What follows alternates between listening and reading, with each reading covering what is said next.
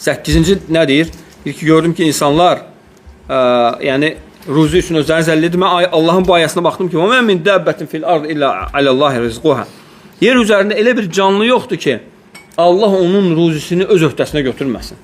Mütləq Allah ruzini verəcək.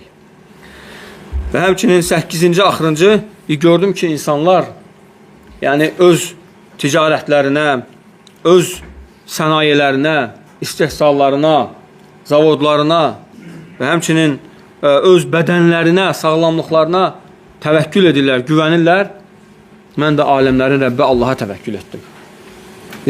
Ki, onun təvəkkülü heç vaxt qırılmır. İnsanın ticarəti dayana bilər, zəifləyə bilər, istehsal getməyə bilər, malı dayana bilər, iflasa uğraya bilər. Amma Allaha təvəkkül heç vaxt iflasa uğramır. Onun ki, Allah da deyir, وَتَوَكَّلْ عَلَى الْحَيِّ الَّذِي لَا يَمُوتُ. Deyir ki, daimi, kamil həyat sahibi olan Allaha təvəkkül et. İnsan hər işdə, hətta övladlarının salihliyində də Allaha təvəkkül etməlidir.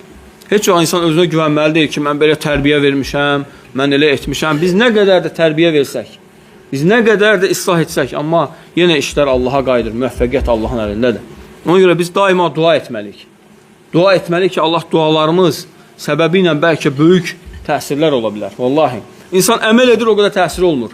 Amma dua edir, görsən ki, böyük təsirlər olur.